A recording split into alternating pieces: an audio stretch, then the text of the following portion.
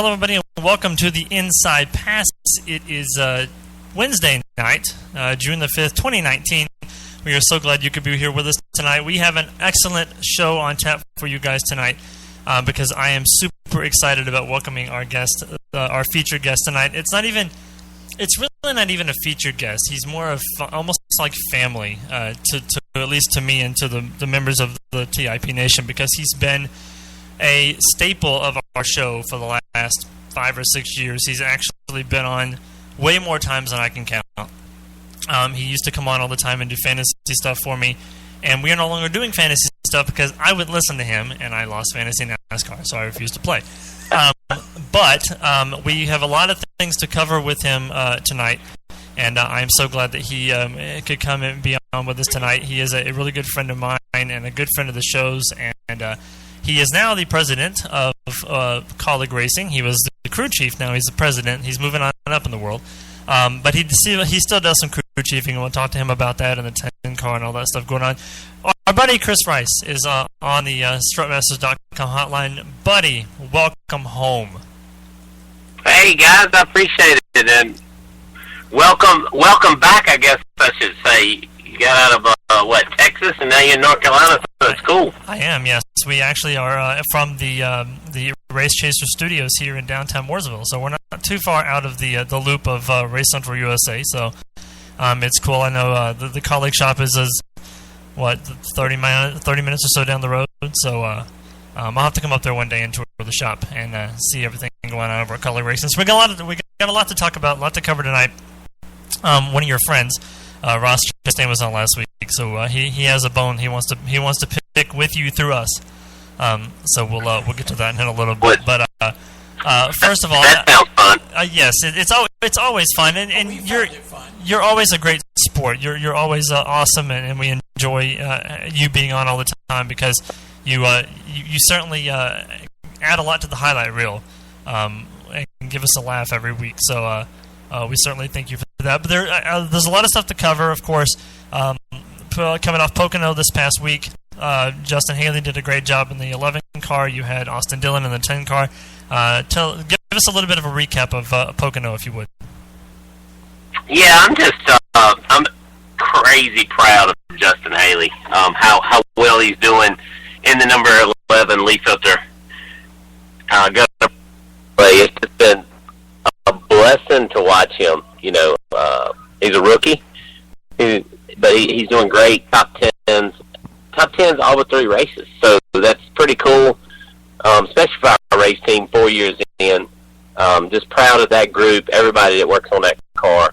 Everybody at Kaulig Racing, the way they dig in and send fast race cars to the racetrack every week. So, we had Austin Dillon in the 10 car, and before the last caution, Austin Dillon was definitely to set himself up for a 3rd place finish, and maybe could have had a shot for a 2nd place finish. And he got caught on the bottom there, and ended up, losing a lot of track position the last 2 restarts. So ended up 10th, but that car's been fast every time we've taken it out. Ross drove it at 2 speedway races, done well with it, led a bunch of laps, finished well, won a stage at Daytona, finished well in the stages at Talladega. So those 2 cars at Pocono were crazy fast. Really looking forward to Michigan, taking another stud out of our stables. So pretty excited about what Justin Haley's going to be able to do at Michigan. Obviously all these racetracks for the first time he's been to them in an Xfinity car. So takes a minute for him to get going, but once he gets going, he does a wonderful job. Well, I think my first question would be, Justin, we've had Justin on the show several times, and on our shows, and we really enjoy him. We've known him quite a while. What's it like to work with Justin on a day-to-day basis? Because he's quite a character. Yeah, and it's really hard to hear you, but that's okay. I think I got what you said. Justin is a character. We always got to remember, Justin's 20 years old, but he acts like he's 35 or 40. Very, very smart about the race cars, very smart about what he does, and that's what impresses me the most. But Justin he's kind of really easy to work with and work for, I guess I should say. So just fun to be around a kid that can keep me young. I have a daughter that's 18. She keeps me young. So having a younger guy driving our race car definitely keeps me young. So it's a pleasure to work with him and around him. Speaking of your daughter, I want to say congratulations because I know she graduated college. Was it last weekend or the weekend before last? She graduated high school. Oh, high school, sorry. And, she's had an amazing high school career. She won a ton of basketball games and volleyball games, and she's won state championships. She's done a lot in high school, and she's going on to Ferrum College to continue her education, but also to continue basketball. So pretty proud of her. She's done well. It's our last kid, so Mom and I are going to be a little bit empty nesters, so we might be traveling all over the country. You never know about us. Hey, party at Chris's house. All right. Yes. That's right. Come on. So let's talk about the 11 car or the 10 car for a little bit. I know that's a part-time effort, but I know you guys have got a great roster of talent that's going to be in that car and that has been in that car this year. You've had Elliott Sadler in the car, Ross Chastain's been in the car, Austin Dillon, AJ Allmendinger is going to be in the car a little bit later on this year. Talk a little bit about how the deals came about with these guys and how you guys are able to A, talk Elliott Sadler out of retirement, and B, how you guys were able to put the program together to keep this team on part-time and get these great guys to come on board and help you guys out as well as help Justin out as well. Well, that is something that we worked really hard on through the last couple of years. We wanted 2 cars. We wanted to push the envelope and grow Kaulig races. And Matt Kaulig has one saying, if you're not growing, you're dying. So we wanted a second car, but we wasn't ready. We had to add on to our shop. So once we added on to our shop, now we were able to have 2 cars. Once we had that, we had to go out and figure out how are we going to run this car. I had conversations with Elliott Sadler last year about this NutriNag Solutions sponsor, and he came to me 3 or 4 weeks before he retired and said, "Hey, I'm retiring, so I'm gonna take this somewhere else with Ross Chastain. He already, is going to be a Ganassi and blah blah." We talked a bunch, and I agree with him because Ross is a farmer, and it works well with his program. So then when Ganassi fell apart, it was just a natural fit to come over to Kaulig Racing. We had Daytona Open, which was great for them. We didn't have a sponsor put together for that. And then Elliott Sadler, to do those 2 races for NutriNag Solutions, was put together last year. He didn't really want to race them, but he's racing them. Richmond, and his last race will be Las Vegas, and we might have a big old party for him after that. But that's how we did it. To have the talent that we have in it, we wanted to contribute to the 11 car, so we put people like Austin Dillon, Ross Chastain, we put AJ Allmendinger in it to be able to go out and make us better. That's what we want to do. We want it to make us better. If we put somebody like that in it to make us better, Justin Haley actually outruns the 10 car a lot, so that shows you how great Justin Haley is. But that's our whole goal, is to put the 10 car on the racetrack and make the 11 car better and the whole Kaulig racing team better. I think you guys, they have the variety of drivers that you've had, as you say, that, all of that data and that feedback obviously makes for, improvement to a team, but it feels to me like Kaulig is right on that verge of knocking off some wins. It's like, it just feels like it could happen at any time. Is that kind of where you guys are at from the inside too? Well, I don't give ourselves enough credit, I don't think. But, our goal is what we talk about all the time in the shop is we got to run top 10s to run top 5s. Once we run top 5s, then we'll have a chance to win. So our main goal right now is to get into the top 5 solidly like Justin Haley did. He did that at Charlotte. And once we do that, then we'll have a shot to win. I feel like that 10 car has to go for wins each and every time it comes out. And that's the things we do when we take that 10 car out. We take very big chances with that car. You seen the other day, we split the stages in 2. Yep. We've done things that would try to get that car win, and that's our goal with that car. We're not going to be lazy with that car. We're going to go after it and be very aggressive. But I do feel that we'll have a shot at the win for the end of the year. I mean, you look at A.J. Allmendinger at the road courses, man. We keep our car together, keep everything on it, and do a good job of setting it up, and we should have a shot at the end of it. Yeah, so, talking about Justin Haley, I know the last couple of years you guys have kind of gone through a couple of drivers. You went through Blake Cook, you went through Ryan Truex now with Justin Haley, and it seems like you guys have found a good fit with Justin Haley. So is the long-term goal for you guys to get the 10 team where you want it to be, and then eventually maybe put the 11 team to where you want it to be, and then eventually bring the 10 car in as a full-time second team at some point? Well, we have a 2-year contract with Justin Haley, and so he'll definitely be here for 2 years. And our goal is at College Racing is to grow race car drivers, to grow crew members, to do things like that. And that's what our goal is.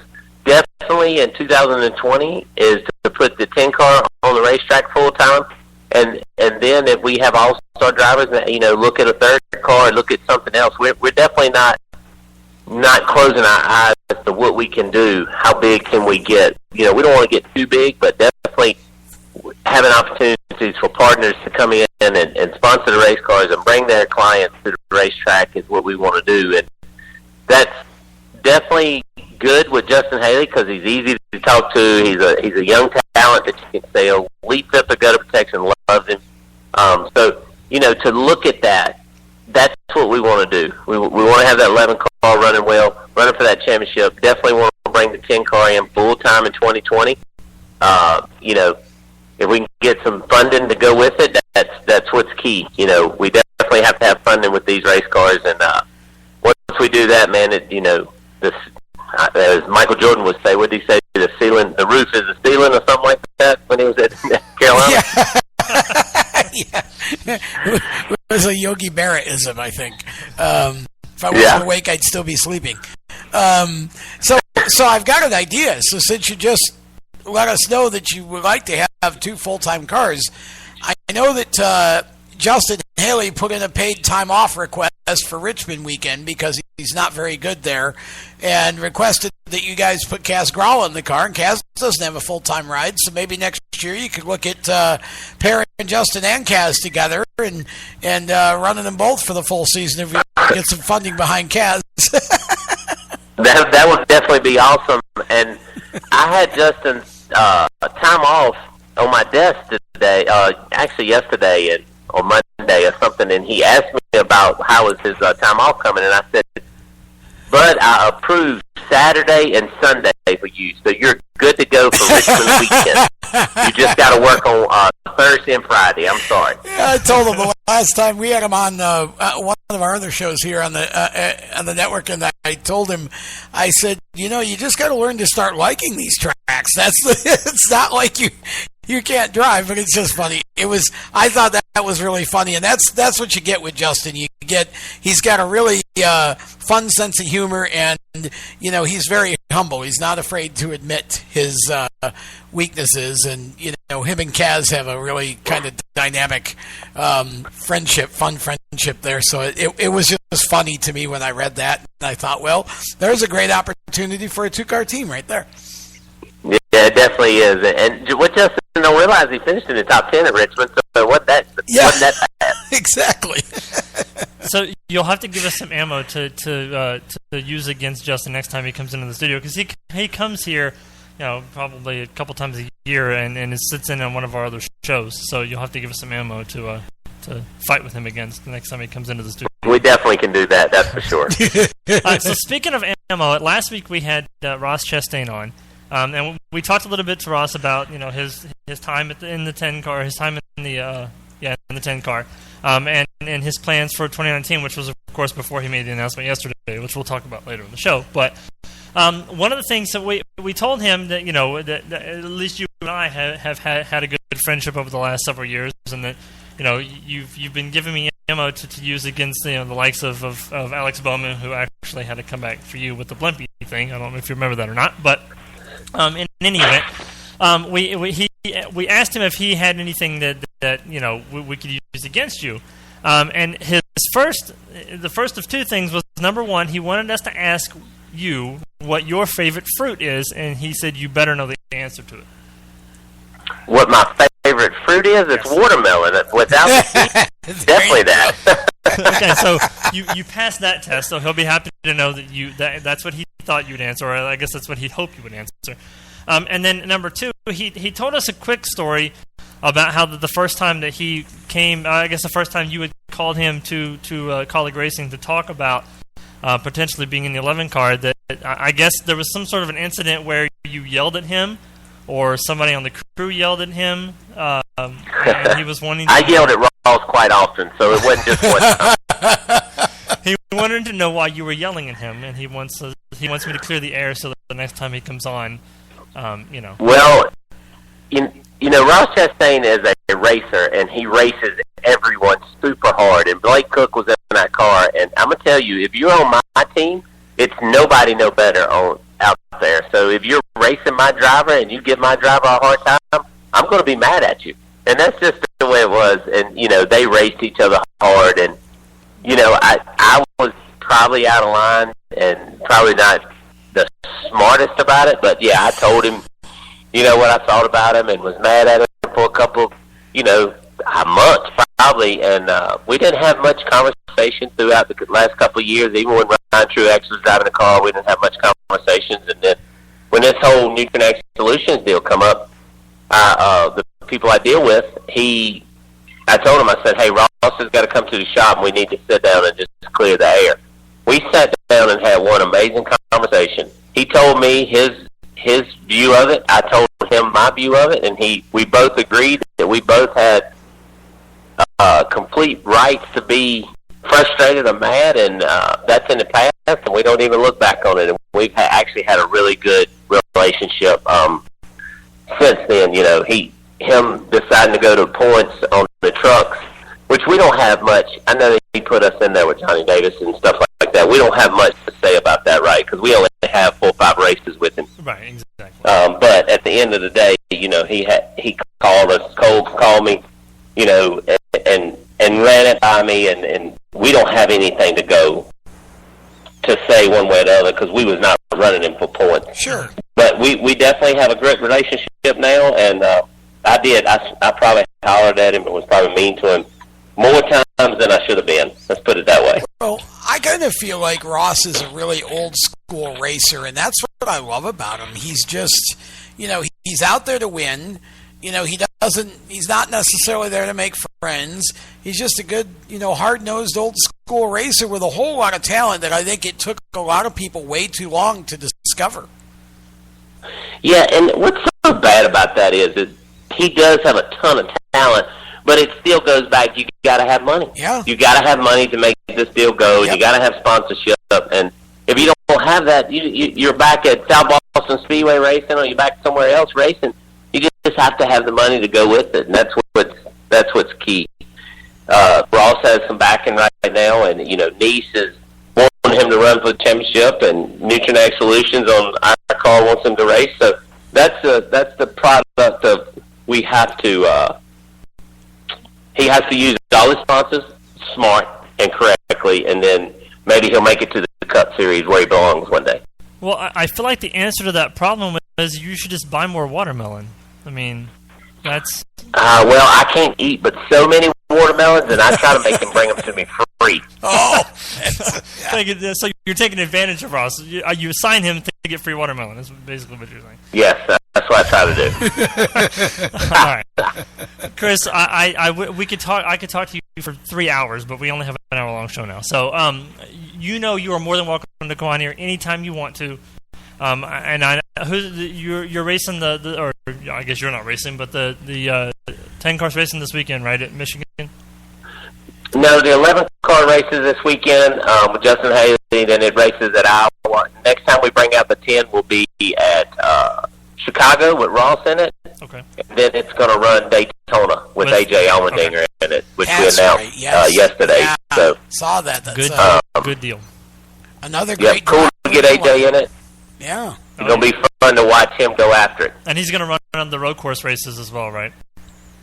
He's going to run, we announced Mid-Ohio. That's the only one we have announced so far. We're doing a little trivia week of the races that AJ's going to race. So that's a good idea. I think people are going to be surprised.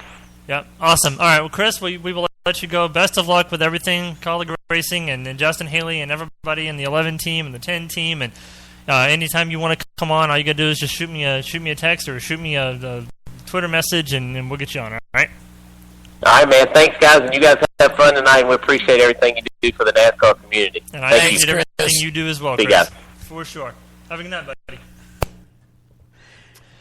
Oh, I love Chris. Chris is an awesome guy. It was fun. So awesome. It was fun. He has been like so spectacular for me and the show for so many years, and I just can't thank him enough for everything he's done to help us out. All right, moving on. We're going to talk about some NASCAR headlines. There's some things we need to, I guess, kind of talk about that has happened in the last couple of days. One of those is, of course, what we just mentioned, Ross Chastain. Making a statement yesterday that he is going to begin, or I guess declare himself for Truck Series points beginning this weekend at Texas Motor Speedway. He will be in the 38 truck, not the 45 truck, because the 45 truck was already, I think Angela Ruck is in that truck, if I'm not mistaken. Yeah, there's a number of races that have already been sold it's like for that truck. Races or something that she's scheduled to be in. So they actually had to put together a truck for Ross to be in. Right. And I don't think that has any effect on Reed's schedule as well, I don't believe. Right? No, I don't believe it. No, I don't. I think Reed's set. Yeah, I'm pretty sure he will be in his duly noted. I think Iowa is the next one for him. Yeah, for the number of races he's in. But basically, for what he said, and I'll kind of just paraphrase some of the things he said. After much consideration and many conversations, I've decided to pursue championship points in the NASCAR Gander Outdoors Truck Series effective immediately. This shift will allow me to be in the truck race this weekend in Texas. I'm grateful to everyone at Nice Motorsports for giving me this opportunity. I know this is the best decision for me at this time, and I'm thankful for everyone who has and will continue to support me moving forward in 2019 and beyond. And of course, Chris also mentioned that he did mention Colleague Racing. He mentioned JD Motorsports as well, saying that he did talk to them about this before making the decision.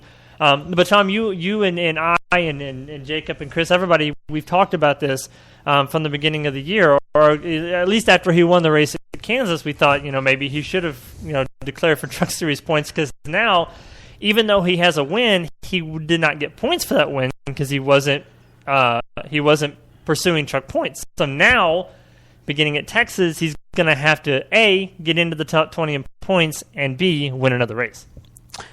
Yeah, and I think this situation, to me, when I first heard this, I had to do a double take, because I was like, wait a minute, well, but he can't use the win.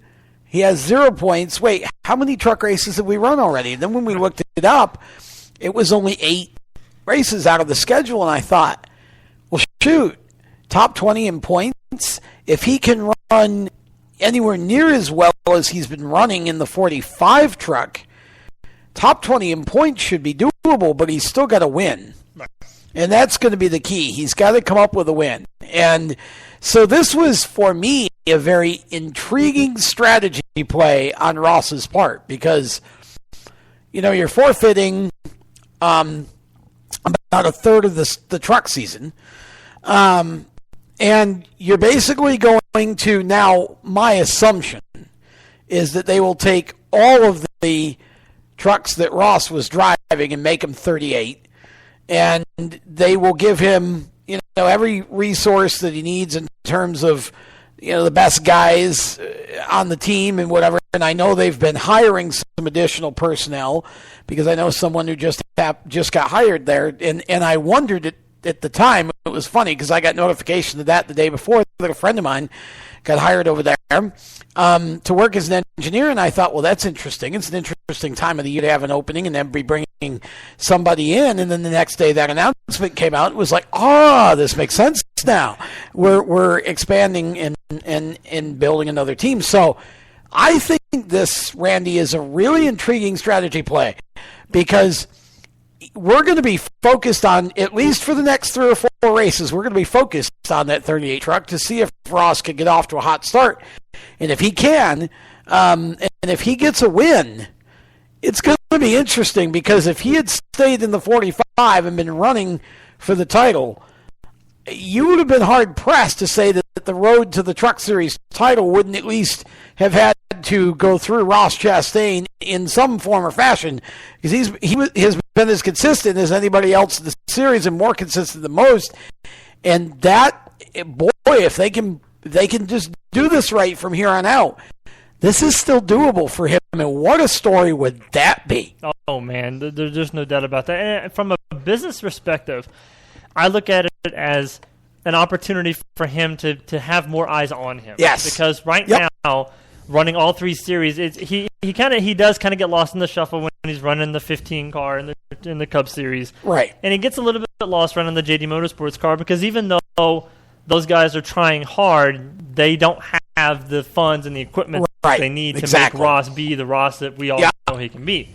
Being in the Nice truck, he's already won a race. Like he runs up front when he's in that truck, no matter what number that you put on the side of the car or the side of that truck.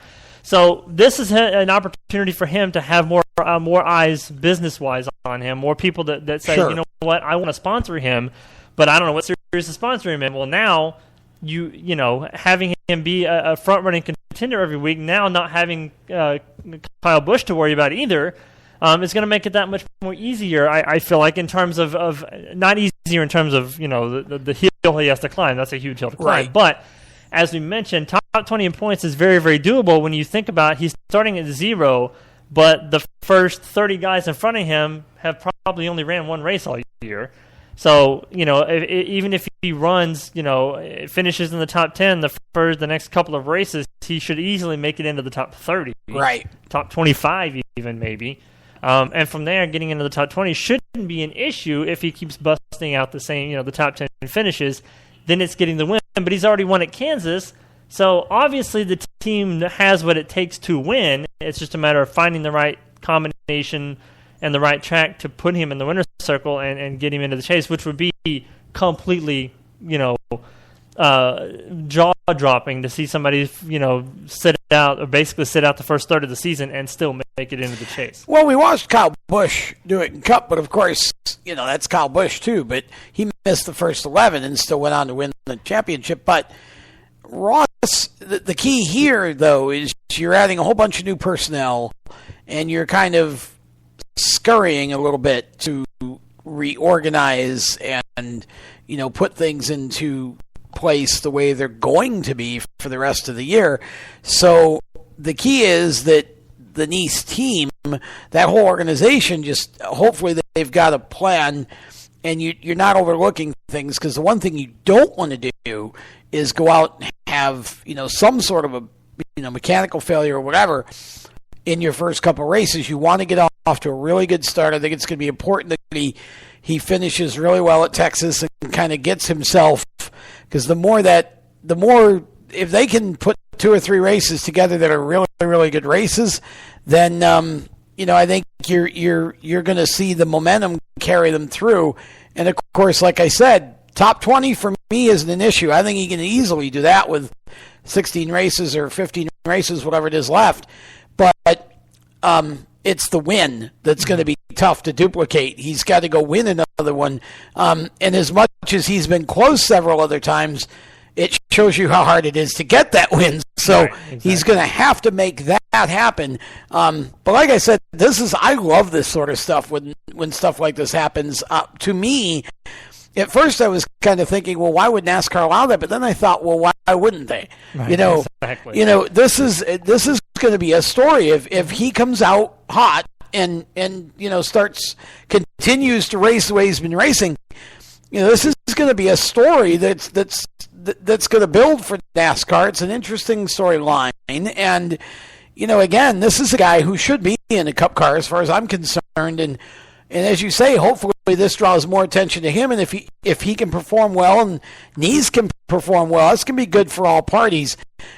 You know, I don't see any negatives here. I do feel somewhat bad for JD Motorsports because it took them out of the chance probably to be in the owners' playoffs, if nothing else. But at the same time, you know, Ross was splitting the season anyway, and so it basically makes sense for him to make this move now, since it was allowed by rule while he still has the opportunity. You don't want to get too many more races in because then you just have that many less to work with. So this was good timing. It's going to be fun.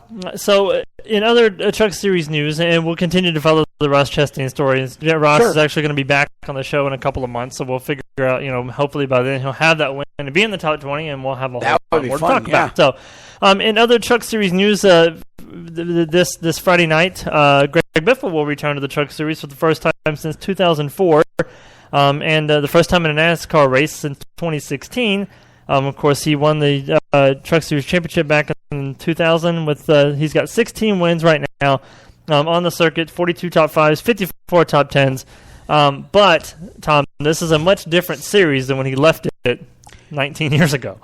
Well, it is, and he also hasn't really, been on the track very much since then. He's done some practice laps, I think, in the 51. Sure. I mean, and it isn't as though you forget how to race. I mean, it's not, and we're talking about the Truck Series here. Mm-hmm. So, it's a much more competitive series, and I think, but at the same time, I think this is good. Again, there's another one of these situations that's good for everybody involved. One, it brings another veteran into the team to give Kyle feedback on things. Two, it gets Greg back behind the wheel, and basically he's made it pretty clear that if he could get a good opportunity, he would consider returning.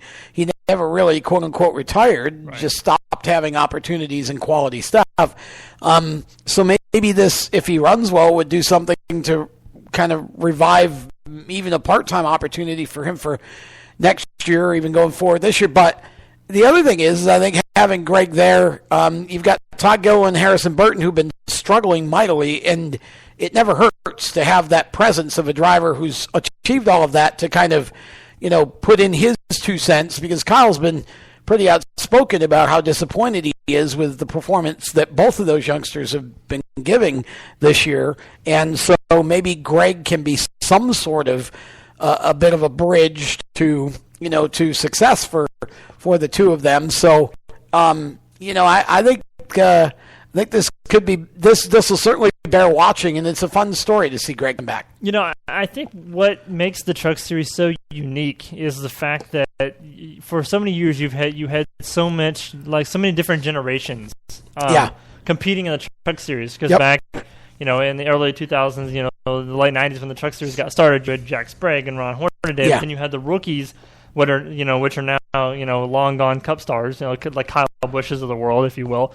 And even year by year, you see, some of the older generation of drivers coming back into the Truck Series and running some races, mixing up with the guys that are trying to work their way up in the series. Right. And I think that's what makes the Truck Series so unique, and I think that's one of the things that's missing from the Truck Series is we don't have those full-time veteran drivers like Greg Biffle. I would like to see like a Matt Kenseth come and run the Truck Series on a full-time basis, just to give that Truck Series that veteran feel that we've been missing for the last 5, 6, 7 years. See, I don't know. I kind of like it as it is. I think it's fun to have it as a developmental series more or less, and to have all the young, aggressive racers that we see in there now and have seen in recent years using that series as a learning tool basically to move up to Xfinity. We still have Matt Crafton in the series. We still have Johnny Sauter in the series. You've got some veteran presence, and not that I wouldn't like to see a Greg Biffle come back. I know I don't believe Matt would have any interest in doing that, to be honest, but I understand where you're coming from, Matt being just kind of an example of a driver. It never hurts to have a mix of both. And, I think if Greg could come back, even if it was only part-time, if he could get a good opportunity to run some competitive races, I think that would be fun. And give it another, veteran to mix it up with the young kids. And again, I love this situation that he comes into this week because of the position that team is in. No pressure, Greg. Kyle's 5 for 5, and you're a veteran, so I suppose, and what would be interesting, of course, and we talked about this before, is if he were able to go out and win, by whatever means this week in the first race of the Triple Truck Challenge, would there be a situation that would allow him to continue And if so, would that be a fourth truck if the 51's already filled? And if so, would the points transfer with the driver to a fourth truck? I mean, there could be an interesting story there too. But I know Greg's going to have fun one way or the other, and that's really all that counts. Right, that's really all that matters. So speaking of the Triple Truck Challenge, this is the first race of the Triple Truck Challenge, which also includes Iowa Speedway and Gateway International. Yep. The driver who wins one of those three races will walk away with $50,000. If you win two of the three races, it's $150,000. Yes. But if you happen to manage to win all three races, you win $500,000. Only drivers who are eligible for points, Ross Chastain, are eligible to compete for this prize, which means there are no Cup drivers or Xfinity drivers allowed to run the next three Truck Series races, which is a really cool deal. And it's what they're doing is basically making it to what the Dash for Cash is in the Xfinity Series. But this one's for the trucks. But $500,000 is a lot of moolah for a Truck Series team because they don't run as many races as the Cup Series do. So you can do a lot with $500,000. Oh, absolutely. I mean, there's no question about it. I mean, that's, it's a quarter or a fifth of the season for... I could get Ross's win. Yeah, exactly. Yeah. I just think that I think that's stuff like this is, I believe, what NASCAR needs to do more of. And we need to see this kind of thing happen. It gives us another reason to watch that we need more reasons to watch the Truck Series, mind you, because I think that's the most enjoyable series out of the three. When they're all racing to watch, it seems like the trucks put on the best shows consistently throughout the weekend. But it just, again, adds another layer of excitement. And, like you said, $500,000 is a lot of money. That's, that could change the course of your season. And it doesn't matter whether you're GMS or your Thor Sport or your Tyler Young Motorsports or, whatever, whoever it is, Nice. I mean, $500,000 is a big help to anybody, but I'm going to tell you, if you go out and win three races back to back to back, well, you've earned it, buddy, because that is the hardest series to win a race in, unless you're Kyle Busch. You deserve $500,000. Absolutely. Yep. So speaking of Kyle Busch, of course, this past Sunday at Pocono, he won his 55th career win, which came at the age of 34. He is the third youngest driver in history behind, of course, Richard Petty and Jeff Gordon to make that feat. The next record on the list is the Honorable Dale Earnhardt at 76 wins. Then, of course, Jeff Gordon at 93, and then David Pearson at 105. I don't think there's a question he will make it to the two of those three. But, of course, who knows how many races he'll win over the next, several seasons. But it's quite a feat for sure, being that it's Kyle Busch, and, he's broken every other record in NASCAR so far. It's just a matter of, I guess, how long we think it's going to take him to reach Dale Earnhardt's record of 76. Well, I mean, even if you allow 5 wins a season, which seems to be the norm for Kyle, at minimum, 5 or 6 wins, you're 21 away, right? 55, 70, 21 away. So you're about 4 to 5 years. And, again, if you run 4 to 5 more years, and certainly at his age, he's got 8 to 10 more years in him if he chooses to keep going that long. If you can keep doing that, you catch David Pearson and pass him. And I do believe that when Kyle retires, he will be second on the all-time Cup wins list.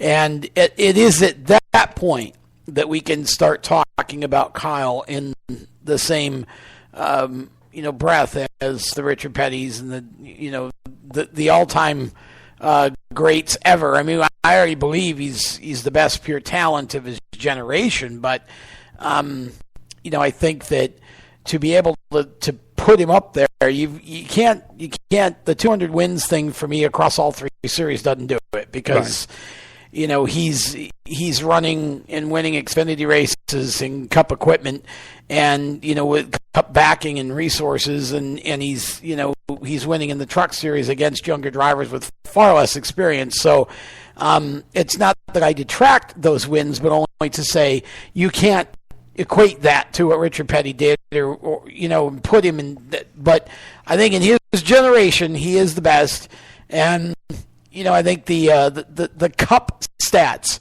will tell us the story in 8 or 10 years that Kyle Busch he's going to be third for sure. I know he's going to be at least third, and I believe he passes David Pearson and goes into second all time, and he will probably be the last driver who will ever race long enough and have the volume of success each year to be able to approach that. So, I think we're watching the last of a breed here, because I just don't think these young drivers will be around as long in their careers. I could be wrong, but I think the longevity is going to be less going forward than what it's been up to now. I think Kyle's about the last of that group who's going to be around until they're 40 or 45. Yeah, absolutely. That is for sure. All right, so I wanted to play a little bit of I guess kind of a game. Sure. I'm going to call it Fire and Ice. So basically what I'm going to do is throw out a driver or a team, and we can debate whether we feel like this team or this driver is on fire right now, or if they're ice cold and need to do something to turn their season around. We're almost midway through the season, so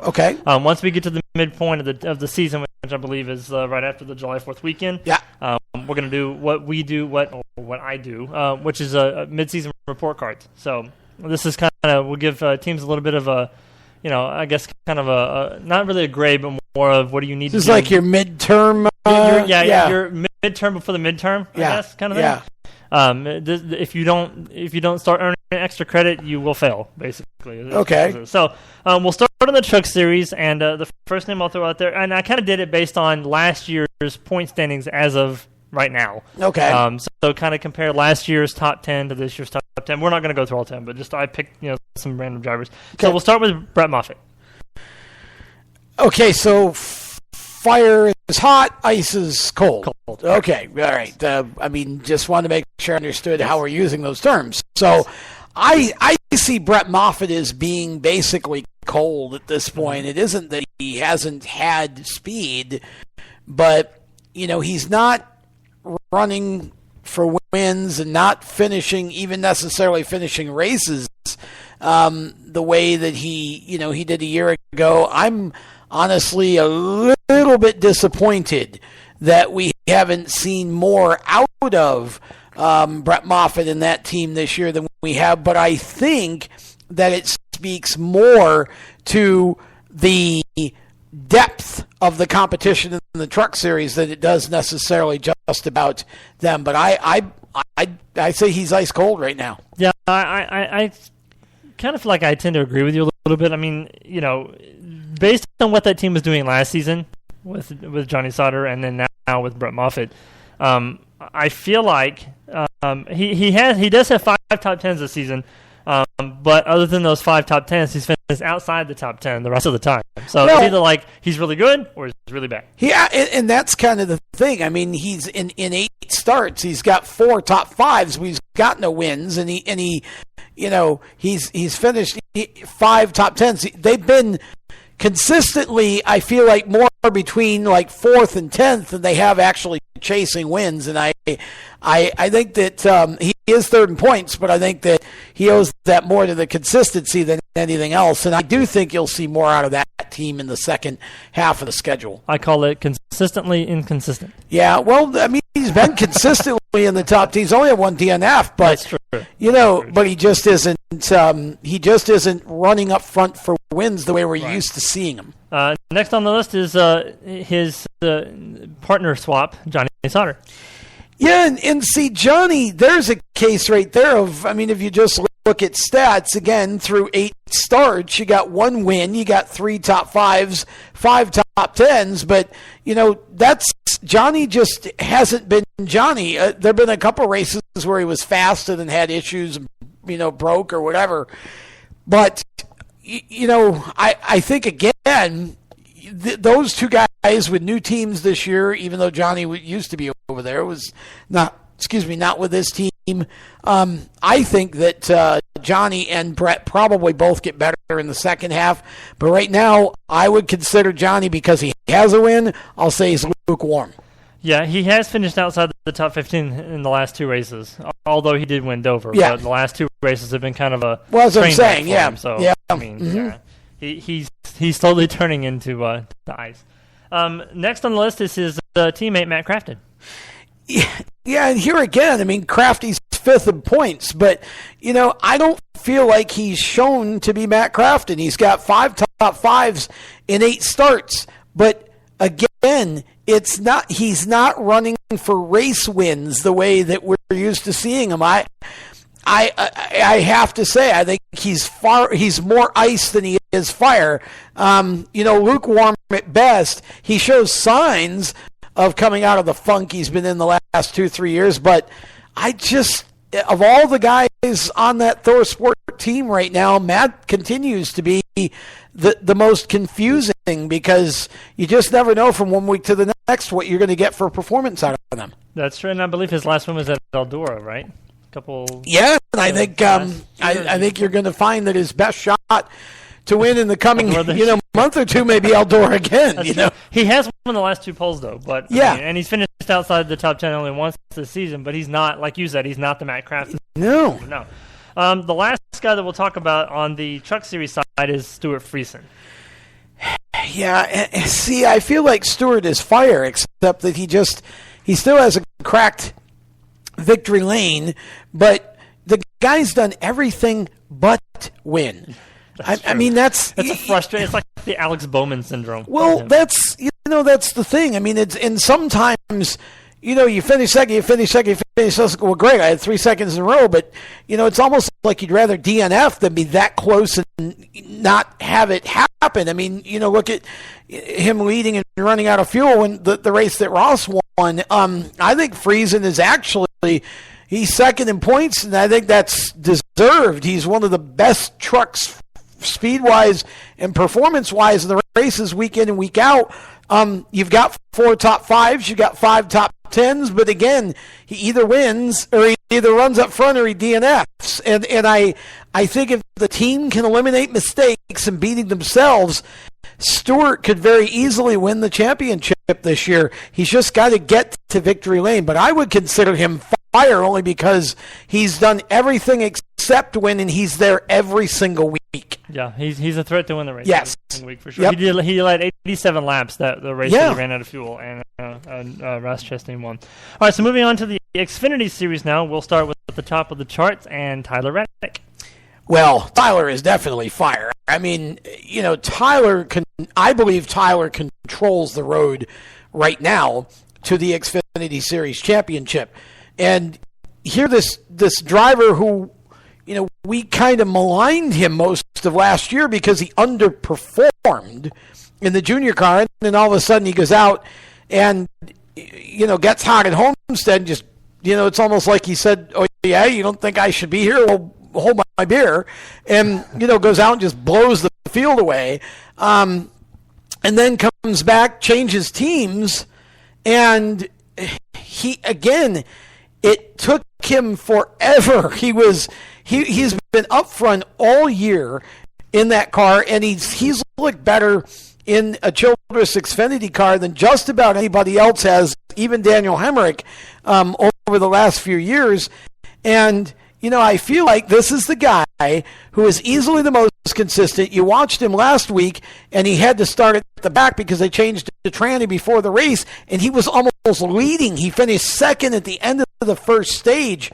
I believe that the road to the championship in the Xfinity Series goes through Tyler Reddick. He's got 2 wins.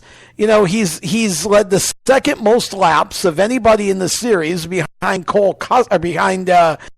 he's third on that list behind Bell and Custer, but he's been the most consistent, and I think he's destined for a Dayton Homestead, and you can't bet against him. I think he's red hot right now. The funny thing with Tyler is that, at the end of last season, whenever he announced that he was leaving Junior Motorsports to go to RCR, everybody was like, are you crazy? Yeah, well, kind of insane? Like, what is wrong really? with you? And then he's come out this year, he's already got 2 wins already, 3 stage wins, and he's on the verge of at least making the chase if he wins the championship this year. I don't believe I've ever seen anybody win a title 2 years in a row with 2 different teams. I don't know that it's ever happened, but it certainly has been a while, and he's only DNF'd once in 12 starts. He's got 10 top 5s. I you just can't. That's 3 more than both Bell and Custer. So he's right now. He is red hot. The next guy on the list is I guess for me a Cinderella story in my book is Ryan Sieg. Right now, I feel like Sieg has cooled off over the last few weeks. He got off to a red-hot start, I thought. He was always the top 5, top 6, top 7. And, you look at it now, over 12 races, he's got just 2 top 5s and only 6 top 10s. So the last sort of 5 or 6 races that he's had, he's kind of fallen off a little bit, and it's dropped him back to 11th in points. And I feel like his biggest problem, when you look, he's had no DNFs, so that means that there's been 50% of the time that he's finished outside of the top 10, but he's finished, which says poor performance. It's not as if he's had 60 DNFs where he blew up motors or something that he doesn't directly control. I feel like he's cooled off, and he's still in for right now, he's still in the hunt for a playoff spot, but that's going to fade fast if he doesn't pick his performance and his results back up again. So I'm going to say he's ice. Yeah, the last guy that I wanted, I had Michael Annett and Noah Gragson, but I wanted to get to one driver because I feel like this is a story that's worth watching, and it's Gray Gaulding, because Gray was he wasn't even eligible for points last year. And then this year, he's 14th in points with an unsponsored car, which is unheard of. Well, here's what's interesting, though, if you look at this. He's 14th in points, which means he's only a couple out of a playoff spot. But you look at the stats. 1 top 5, 1 top 10. Talladega. Talladega. The only top 10 finish that he had was at Talladega in 12 starts. And he has 0 DNFs. So again, he had 1 big race, and everybody kind of fell in love with him. But really, that's been the highlight for that team. And so, the Xfinity Series suffers from a lack of full-time participation. There have only been 17 teams that have run all 12 races so far. And, Gaulding is 14th out of those 17. So I feel like even though we got really excited about Gray and we were happy to see Gray do what he did at Talladega, it was kind of a brief flash. And I still would consider him, if it's between fire and ice, he's certainly not red hot. He's still ice. I mean, I think, he's going to have a shot to make the playoffs, but again, he's got to pick it up a little bit. So we got a couple of minutes left, so I wanted to at least get to a couple of the Cup Series guys. The top 10 in points from last year and this year are pretty identical. I mean, the same guys pretty much have dominated the series, except for 4 drivers, actually 3 drivers, because one of them is in the top 10 now. But the first guy on the list is obviously Kevin Harvick, which I have told many stories about I've given him a hard time the last several weeks because I feel like and I even mentioned last week on Motorsports Madness, he's gone from the penthouse to the outhouse. But I feel like he has. I mean, this guy won 5 races. He had already had 5 races or 5 wins last year at this point. 7 stage wins last year at this point. And this year, he does have 3 stage wins, but he has not won any races whatsoever. Well, and again, you play this out. 14 races so far, 5 top 5s out of 14, 9 top 10s, but only 2 DNFs. So again, that means there were 5 times where he finished the race, but it wasn't even in the top 10. So, that team has had its share of ups and downs this year, and I feel like that reflects in general Stewart-Haas Racing. Kevin Harvick obviously will make the playoffs. He will win a race at some point between now and the end of the regular season. He'll get his win. He'll get in the playoffs, and if he gets in the playoffs, he'll be as dangerous as ever. But I feel like Stewart-Haas on the Cup side, sure, they've been up front and they've led laps and all of that, but I feel like they're just a touch behind Penske on the Ford side, and they need to find that sort of missing piece, and I think they will as we go into the summer. I think Harvick's biggest problem right now is his crew. His crew has really done disastrous things to him. He's got some speeding penalties, and I was going to say you can't just blame the crew because like he's had his share of mistakes. That's and true. Again, it's just overall team performance, and I think Kevin will get his win. I look at Kevin right now as being, again, lukewarm. Right. Not ice, but he's warm, but he's just not hot. And I think he'll get his share of good runs as we go into the summer and into the fall. He doesn't need to worry right now. As long as he can be consistent, just keep himself there, the wins are going to come for them. He could be that classic case of somebody who does absolutely nothing until they get to the chase and then bust off and wins every single race. That was Tony Stewart how many times? Yeah, exactly. Jimmy Johnson's done it a couple of times too. Exactly. His teammate Clint Boyer is not in much better company. He already had a win at this point last year. He doesn't have any wins this year and 2 stage wins, but at least Eric Almirola is kind of a shining star. I mean, not really a shining star. He hasn't really done much more either, but I mean, of the 3 teams, I feel like Eric is a little bit more consistent. I mean, Kevin obviously is consistent too, but Clint just kind of, is here, there, and everywhere. And then Denny Hamlin is also on the list, although Denny is in a much better position this year than he was last year, already having won 2 races this year. After talk of, is he going to be replaced, in 2020? And then now it looks like he might, be in there for hopefully. I mean, all this Christopher Bell talk going on. Who knows? We'll see. I mean, it's going to be an interesting offseason one way or the other around JGR with Bell, being – I mean, he's ready to come up the Cup. There's not even a question about it. But I don't think he really would want to settle for a second, a satellite team. I think he wants to go to the big house. Mm-hmm. And, it's going to be interesting to see where all that goes. But I would argue that Denny is he's pretty hot. I mean, he's had 2 wins. He's only had 6 top 5s in the 14 starts, but he's had 9 top 10s and only 1 DNF. So, again, it's like we're seeing a lot of. Sometimes you look at that and say, well, he's been 4 times or whatever outside the top 10 when he hasn't DNF'd, but.